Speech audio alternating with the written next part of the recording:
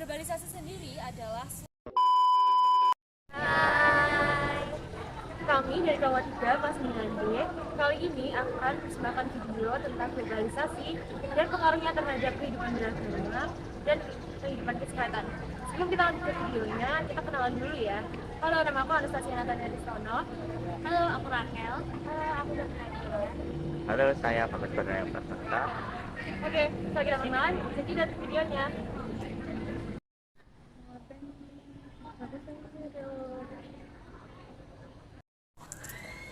di masa sekarang kita tidak bisa menolak arus globalisasi karena globalisasi yang cepat persebarannya. Lalu globalisasi itu apa sih? Globalisasi sendiri adalah suatu proses yang menempatkan masyarakat dunia dapat menjangkau satu dengan yang lainnya atau saling terhubung dalam semua aspek kehidupan.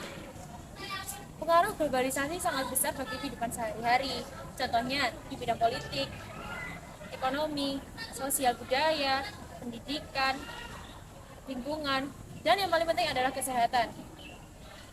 Yang terdapat pada globalisasi dalam bidang kesehatan contohnya ada rumah sakit, industri farmasi, dokter, pasien, dan asuransi kesehatan. Dampak positif dari globalisasi kesehatan ini adalah semakin mudahnya mobilitas pasien yang pergi ke luar negeri untuk mendapatkan perawatan dan adanya asuransi kesehatan yang bisa diakses secara online. Lalu industri farmasi yang dapat menyebarkan obatnya secara luas. Dan yang terakhir, semakin banyaknya alat kesehatan yang semakin canggih. Selain dampak positifnya, ada juga dampak negatifnya. Teknologi dalam bidang kesehatan yang semakin berkembang, banyak teknologi baru untuk pemulihan kesehatan. Bahkan ada juga teknologi yang ditemukan untuk aborsi dan eutanasia yang semakin sekarang disalahgunakan pergunaannya untuk yang tidak penting dan mereka tidak memikirkan apa yang akan terjadi selanjutnya. Padahal kita percaya bahwa hidup kita adalah anugerah Allah yang harus dipelihara dan dipertanggungjawabkan. Manusia hidup karena diciptakan dan dikasih Allah. Maka hidup itu suci dan nyawa manusia tidak boleh diremehkan.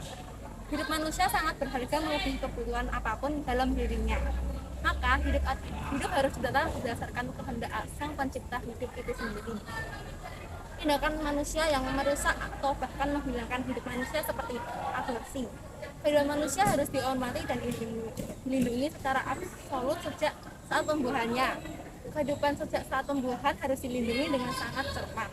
Pengguguran dan pembunuhan anak merupakan tindakan kejahatan yang durhaka. Yang kedua, eutanasia, yaitu tindakan mengakhiri hidup seseorang secara sengaja untuk menghilangkan penderitaannya, yang pada dasarnya merupakan tindakan yang melawan kehendak Allah. Sehingga kita sebagai generasi muda harus bisa mengembangkan budaya kehidupan di dalam hidup kita. Seperti pada kitab Kejadian 2 ayat 7 yang berbunyi, ketika itulah Tuhan Allah membentuk manusia itu dari debu tanah dan menghembuskan nafas hidup ke dalam hidungnya. Demikianlah manusia itu menjadi makhluk yang hidup. Bagi bangsa Indonesia sendiri memiliki dasar negara dan pandangan hidup yang mengarahkan kita menjalani kehidupan secara baik, yakni Pancasila.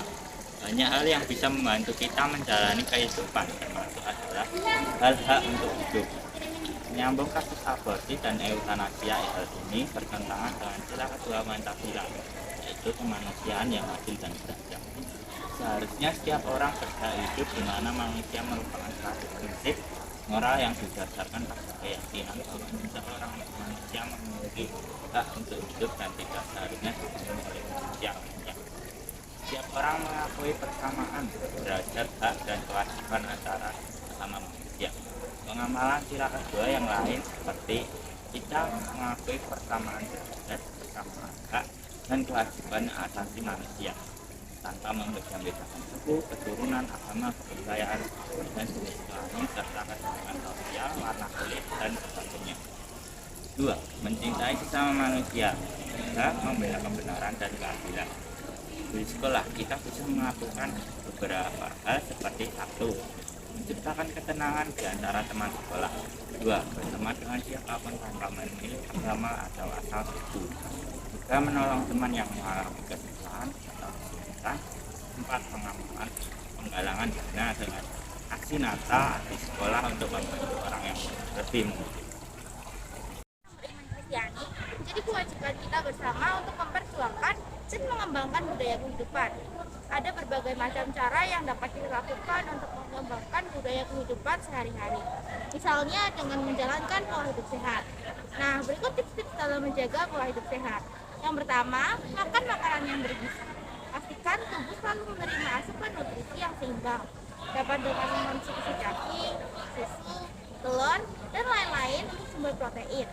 Dan karbohidrat dari nasi, kentang, dan lain-lain, serta mengkonsumsi buah dan sayur yang mengandung vitamin, mineral, dan berbagai antioksidan. Yang kedua, olahraga rutin. Olahraga dapat mencegah berbagai macam penyakit, mengurangi stres, dan tubuh tetap aktif, sehat, ideal, dan bugar. Tak perlu olahraga yang berat, kita dapat memilih jenis olahraga yang disukai. Yang ketiga, menghindari minuman yang beralkohol, konsumsi narkoba, dan obat-obatan terlarang, dan merokok, dan sebagainya. Miras, narkoba, dan merokok membawa dampak buruk bagi kesehatan kita, bahkan beresiko menyebabkan kematian, sehingga kita harus menghindari minuman alkohol, rokok, dan narkoba. Kita sebagai generasi muda harus bisa mengikuti arus globalisasi yang berpengaruh terhadap sebagian besar kehidupan. Dengan adanya globalisasi, maka kita dituntut untuk bisa beradaptasi dengan lingkungan, sehingga tidak terbawa oleh arus globalisasi. Dengan kita memahami arus globalisasi yang ada, maka kita bisa menghargai martabat manusia karena globalisasi ini.